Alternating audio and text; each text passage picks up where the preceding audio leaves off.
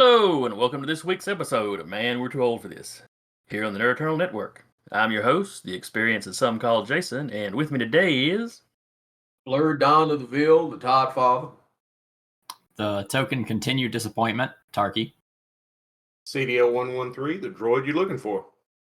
And today we're going to talk about the latest trailer for The Eternals, Marvel's, well, I was going to say their next movie, but their movie after Shang-Chi. And a new anime basically coming out to Disney Plus, Star Wars Visions, which looks like it's going to be a anime Star Wars What If. Which one do you guys want to talk about first? Yeah, let's do Eternals because I'm looking at it. Or do you want to save the? I was about to say you want to save the best for last, but it's like, yeah, let's do Eternals. All right. Could you hear the excitement flowing out of my voice? I watched the trailer. I didn't mind it. It's better than the last one. Yeah. So after looking at it, I just went, if it wasn't Marvel, I'd be way more interested. Because it seems like it would be setting up an interesting little superhero story. If not for the fact of it's laced with like contradictory feelings. Yeah. For me, it did answer the one question I had. With all the crap that had been going on in said Marvel universe, why y'all just been sitting to the side? But then when you see him looking at a celestial that said, hey, don't interfere. That was Ariston. That was the judge. You know, that made a little more sense. Like, oh, y'all. Yeah, there's only one problem with that. Thanos is a goddamn Eternal. He's an Eternal. Yeah. That's a problem. That's still a damn plot hole. That's a problem. Yeah. Except they've never referred to him as an Eternal in the Marvel movies. Only of the Mad Titan. Yes. Yeah. You don't get the idea, watching this trailer, I didn't get the idea that the Eternals were a race. I got the idea that they were a squad that the Celestials sent to guard Earth. You know, they're jumbling up the origins because you don't really know where the deviants came from either. I also don't like the fact that the deviants look like some kind of CGI dog critter techno-organic virus. They look like techno-organic mythical creatures because one of them looked a lot like a griffin. Yeah. And you see one that's kind of humanoid-ish. Well, the one that's stroking the cheek and being like, he'll never save I think them. that's supposed to be Crow. Okay. You know, the deviant lord, Crow. Mhm. I think that's supposed to be Crow. But yeah, I didn't care much for the deviants. And also for the 12 seconds that the Crow guy was there, he just felt like knockoff Ultron. Truthfully. He reminded me of a knockoff symbiote.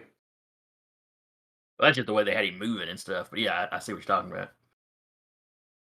Thought they were all a little too flowy and not solid. Yep. And also, in this, the contradiction with them going like, oh, we're not supposed to be involved in human affairs. None of what Thanos was doing was humanity-based. It just happened to be there on Earth. It wasn't human-based. They specifically said we were supposed to defend them from the deviants. Yeah, and then they talk about how much they love humanity. Not one of them stood up when a dude's coming in to kill half of them? Yeah, maybe they didn't realize what was going on. Who knows? Like I said, part of why I look at this trailer and go, it's not too bad, is how low my expectations are. No way. I am not expecting this to be great. I'm expecting, but this trailer looks better than what I was expecting. At least they have costumes that aren't all black leather, and, you know, it has things that at least it's not this, but I didn't see anything where I went, oh, I want this. This looks nice. Because it's all the kind of sort of magic weaponry, kind of sort of magic stuff where, like, if this was Doctor Strange, I'd like to see it because you'll explain it. But I have no guarantee you're going to explain how any of this works. I like the transmutation that you see. Yeah. When you got the bus flipping, and I'm assuming that was Cersei that runs up to it and turns it into rose petals. That's a Cersei move. I like that. Icarus's eye beams. It looks like the Zack Snyder Superman Heat Vision. I mean, right down to like kind of the lines on his face coming back off from his eyes when he's using it. I could have done with him not ripping the DCU off. Other than that, it looked fine. I mean, Truthfully, hell, once you said that, I was like, oh shit, that was supposed to be Icarus? Oh, yeah, that guy is Icarus. I'm quite certain. I'm having the problem with Eternals that we were talking about off mic that you're having with He-Man. It's beige Transformers. You sit there and go, it's a little better because I'm familiar enough with the Eternals that I can.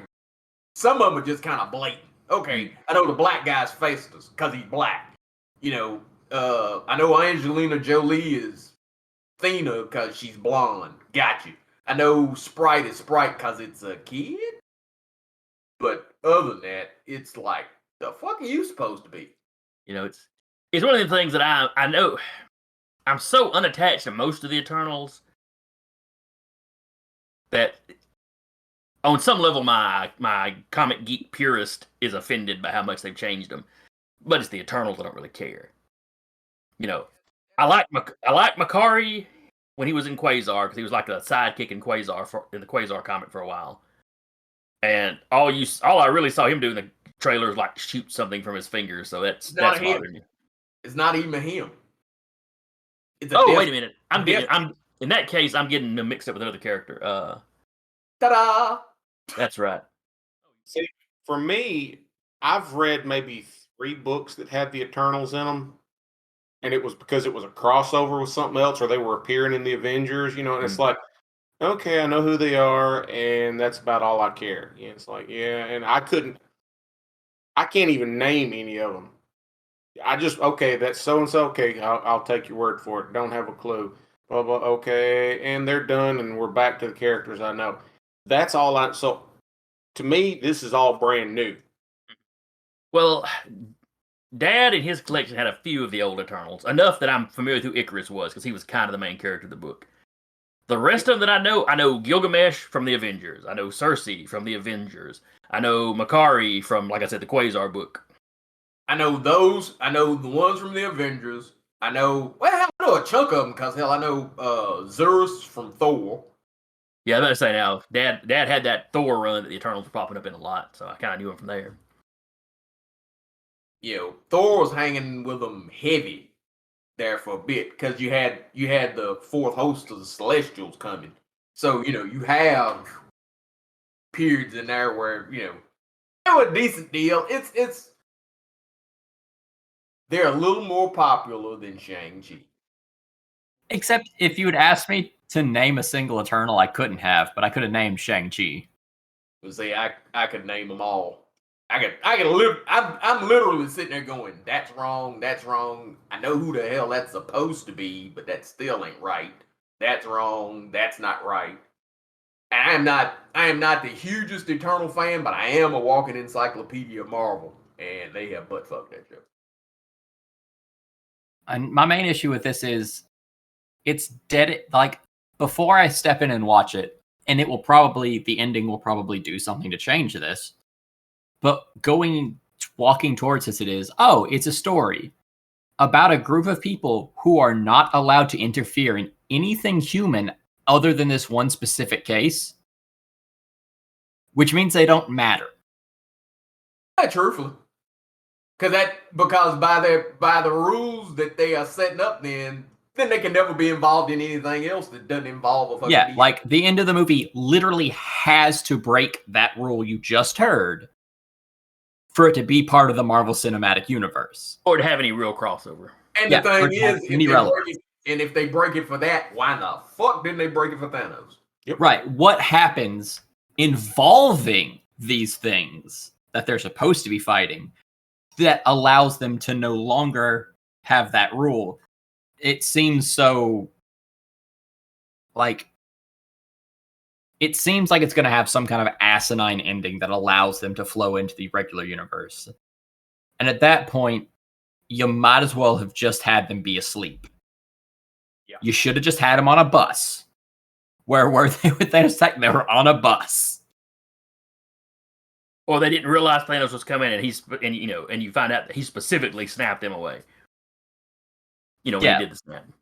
Something. You have them. Hey, if it started up and it was them coming back out of a snap and going, "That son of a targeted us," I would actually be willing to watch that movie, because at least then the explanation of why weren't you there? He literally snapped us out of the universe to make sure we couldn't, and at least that explains it in a way that I don't feel angry about. Because, they were just watching Earth. Maybe they didn't realize what was going on out in space. Because Thanos wasn't on Earth that long before he did the snap. So No, he wasn't. And Thanos was like 5 ships. They were big ships, but it was like 5 things just show up. Boom, boom, boom. Wakanda's messed up. Like, it was pretty quick. there's ways they can make it work, but I'm not really seeing any indication that they're going to. Yeah, it just looks like they were all sitting at the house going, "Oh man, this is some up shit." Too bad we can't interfere. I think the line that bothered me the most, and somebody said it earlier, is when they go, "Oh, but we so love humanity." The fuck? Well, Yeah. Really? To claim love and not a single one of them want to sacrifice for that love is like, it's your love on paper. Yeah. Well, love that humans. depends. One thing I'm wondering about is if at the end of the movie they decide, screw it, we're interfering. And the movie basically ends with, oh, well, in that case, the Celestials are coming to judge us. Yeah, I can see that. Which would be a good reason for the Fantastic Four to be around. Yeah. Fantastic Four don't fuck with Celestials. They don't. That's more Thorish, Doctor Strange-ish. The FF don't. FF ain't on that. FF ain't got a goddamn thing on that level. True.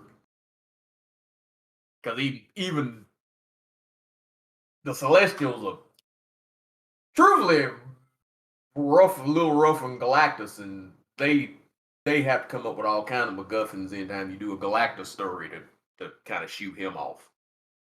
So yeah, I don't really see that.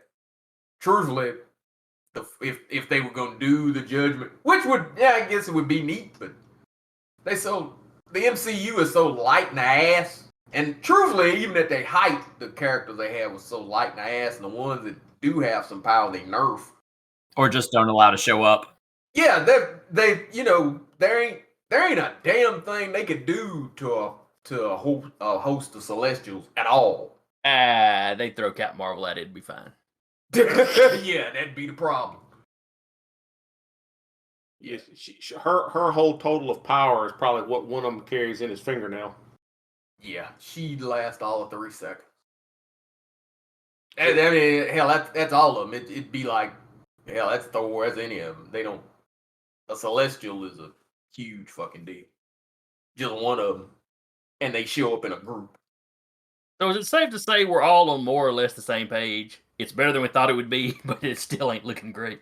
Yeah, it's still something that you kind of sit there and go, let's hope that Chapek looks at this one and goes, 25 days. If it shows up on Disney Plus, for free.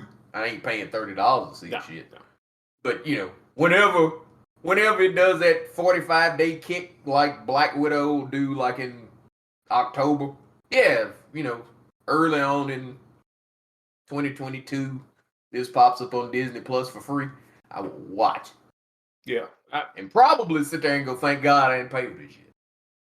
For me, like on Netflix, you got Jupiter's Legacy. I have not watched it yet. Don't. It sucks. But I go, oh, it's a group of superheroes that I'm not really familiar with. I can watch it for free and, entertain myself for a little bit, even if I sit and critique, oh, yeah, well, that sucked. Well, that's just stupid. That's the kind of thing I'm looking at going into this. The one scene in the trailer that I did like, where the one dude, I don't know what the character's name is, but he's talking, and he smashes the table. Oh, you got it out of vibranium. Smash. No. Fall Collection. IKEA. I think that was supposed to cracked be... me up. Black Knight is supposed to be in this movie. Yeah. Yeah, Dane What's Whitman his- is supposed to be. Yeah, what's his face from the... I think it was the guy that played Jon Snow. Yeah, Kit Harington, Yeah. I think is his name. Yeah. The actor I think thing. he's the one that the one lady is talking to at the beginning when she's kind of explaining what's going on. Because he's not an Eternal, so they're having to, she's having to explain to him what's going on. Yeah, because the thing is, him and Cersei were a thing. They were a thing in the books for a while. I don't know if that would carry over or not. The one scene that I liked her. I liked the person transmuting the bus. When I saw that, I was like, oh, they actually got one fucking thing right. Well, now Icarus did the eye beams. That was kind of his big thing. See, I didn't know that was Icarus. So yeah, so I had no excitement about it. I was like, because that's the trick. Is the Eternals pretty much all have the same power set. Just some of them focus on different things. So they're more focused on stuff. So all of them can transmute, but Cersei focused on transmutation. She was the master of it, where Icarus almost never used that. Yeah. He was all physical strength and speed. Well, mostly physical strength, and he had, like I said, the eye beams. Where Makkari was fascinated with speed, so that's what he focused on. So he was their speedster. Phastos was the builder, so that was kind of his thing. Was he built shit?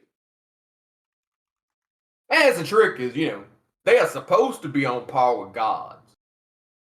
It's the reason why the names all kind of sound kind of like the Greek gods, is because they went to war with Olympus. And that was kind of the peace treaty. When they took the peace treaty, they took the names of the different gods. That's one reason why some of the swapping don't really work. Yeah.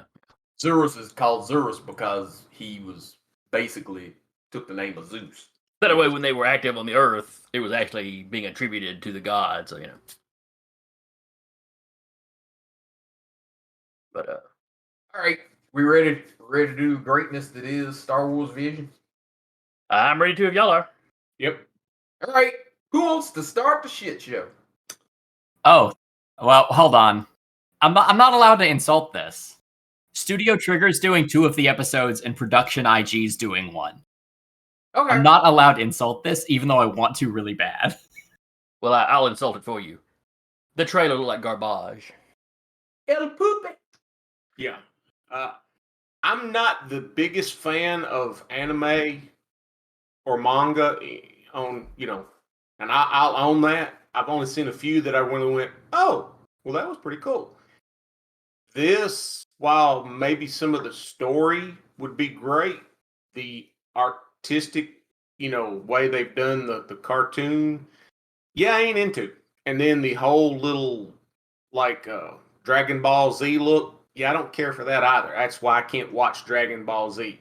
I can listen to Tony talk about it all day because he makes it sound like the greatest thing ever. But to physically sit down and watch it, no, I'll pass.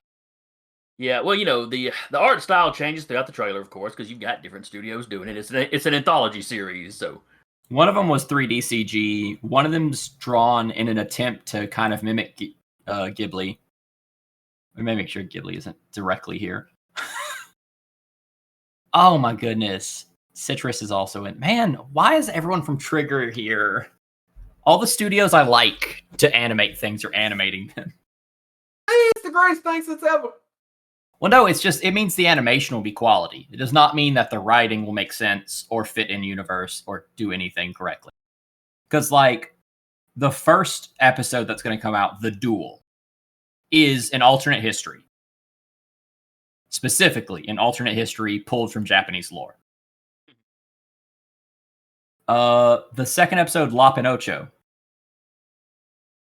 is set to be during the reign of the Galactic Empire. So, your second episode is supposed to be in core universe. But, so much of this, I can look at it and just go, they're doing the same thing they did with the Batman. If you guys remember the Batman Japanese animated thing we reviewed. Yeah. Oh, yes. It's the parts where they have to hold very strictly. The part of the Batman movie that took place in Gotham and not in Japan felt very Batman. Mm-hmm. And I suspect any parts that they are held to the reins, held to the fire, to mimic the Star Wars parts, they'll do well. You'll look at it, you go, that's Star Wars, I like how this is going. And then once it lets up and they're free to go in their own direction, they will choose to go in their own direction in a way that is specifically for a Japanese audience. Because that's who buys most of their stuff. Mhm. They are not a worldwide animation studio. They're a Japanese animation studio. They're going to do the thing that gets them street cred and gets them money at the house, which is do the stuff for their Japanese audience. No, I get that. Now I noticed the trailer is in Japanese, but I'm seeing a lot of American actors involved. That's because it's doing there's an English dub as well Okay. coming out at the same time. Okay. Yeah, because on one of them's got Neil Patrick Harris, and I'm going, I didn't know Neil Patrick Harris could speak Japanese, so that's going to be interesting. Yeah, I see George Takei, though. I mean, he could speak Japanese.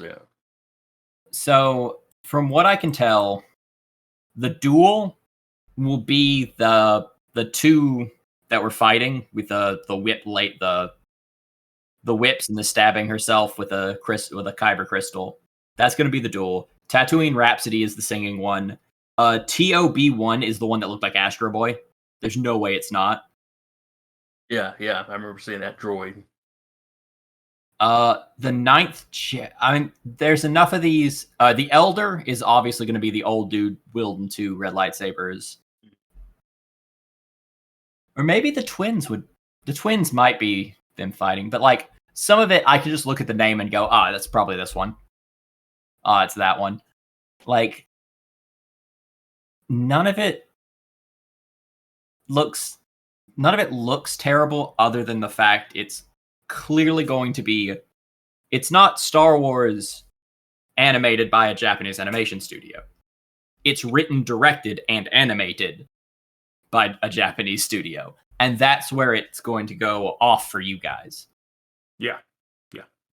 For me, I'm going to look at it and go, I can't, it's not Star Wars to me, but I love the animation. I love what they're doing here because it's fun to watch. I'm kind of here. Yeah, some of the stuff I saw in the trailer, it just looks so generically anime. I mean, granted, you're looking at, multiple different creators and different art styles kind of all crammed into one trailer, but I don't know. It just, nothing about it really called me. And, I watch some anime, so. Well, for me, it's going to be one of those kinds of things. If I watch it, it'll be like, one or two episodes will stand out to me. When I watched Love, Death, and Robots on Netflix, it was one of those kind of things of, I didn't necessarily like some of the artwork in it, but I enjoyed the story because they have kind of an anime lean to most of their artwork. But then some of it was like, okay, that's straight up, American style artwork. I get that. And it had a crappy story. And so that's what I'm looking at this going into it. It's like, okay, it's all supposed to have a Star Wars slant to it. But the anime artwork, I don't care for. Generally, it has to be, the story really has to pull me in for me to, ignore that. So I seriously doubt I'll watch one of them. Truthfully, in the seconds I watched it, it felt very New Republic to me. And I'm like, Still a desperate gimmick. That was my overall impression is this is a desperate gimmick.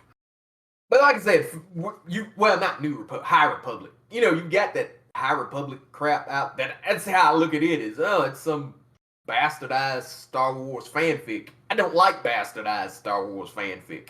So, hey, we're gonna do a Star Wars anime. Yeah, that's nice. Yeah. Here's your cookie. Well, no, the trick is there's enough stuff on streaming that I doubt I'll ever watch this shit at all. I can literally go watch Avengers: Earth's Mightiest Heroes again on Disney Plus and never come anywhere near that section of that shit. And I'm sure it's for somebody, but with the lightsaber whips and the weird umbrella spinning. Well, yeah, the lightsaber umbrella was where I completely checked out. I was like, I don't know why you guys are checking out on that. Yeah, because I'm really, the double-bladed lightsaber the first time I saw it was neat.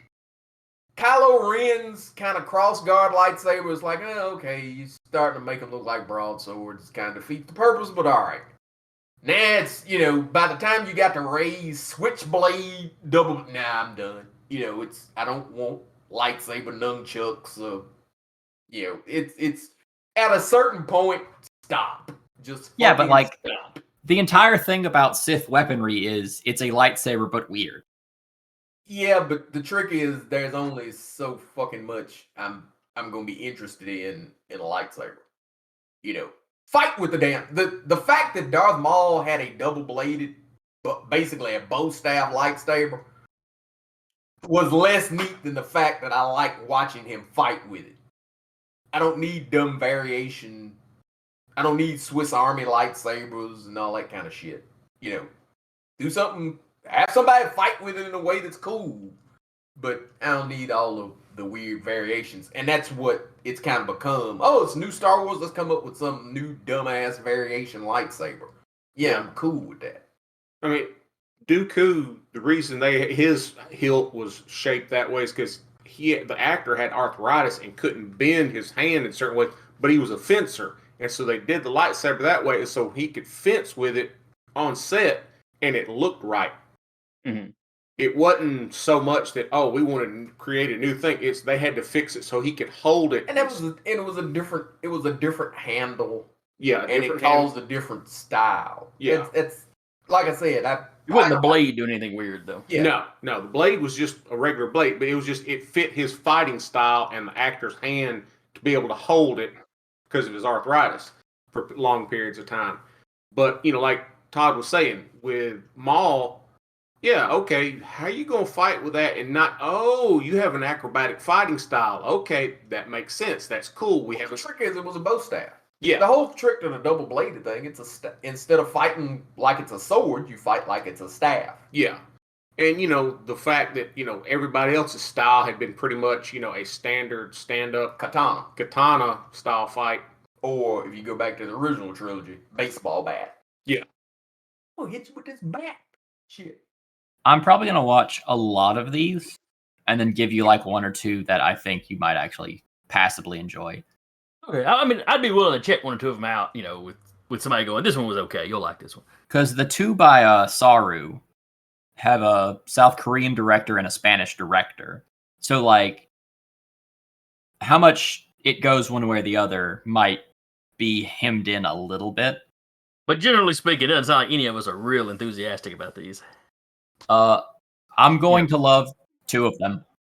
Yeah, I think Tarky's a little jacked. But, like, I'm going to love them not because, this is such a good homage to Star Wars. I'm going to go, Studio Trigger's doing some stuff. Production IG is doing some stuff.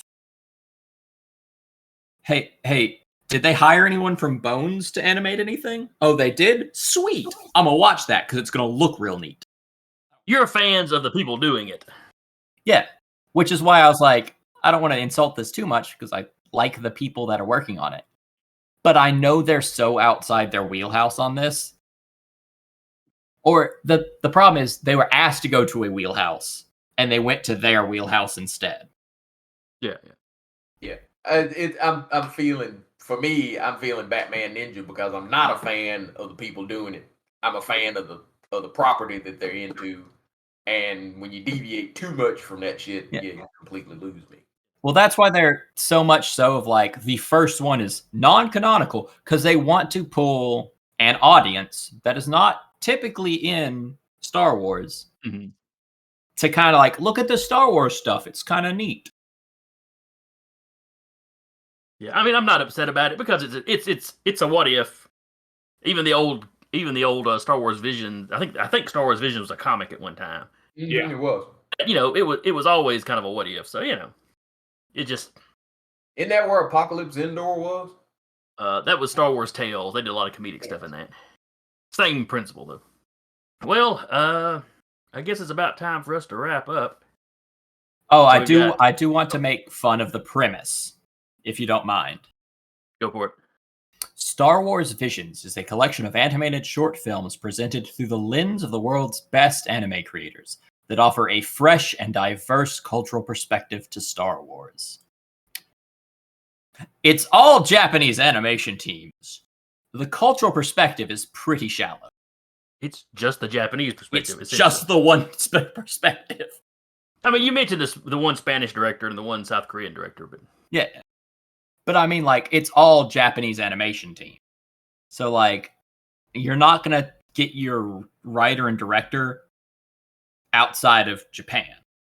Like, both the directors I mentioned are directors who specifically work with the animation team. Like, they are part of the animation team that's it's working on it. reverse in that it's not just Whitey. Right. Like, but that's just a fresh, not a fresh and also diverse. Yeah. It's just kind of like, this was Gotta clearly use it. written by a white person.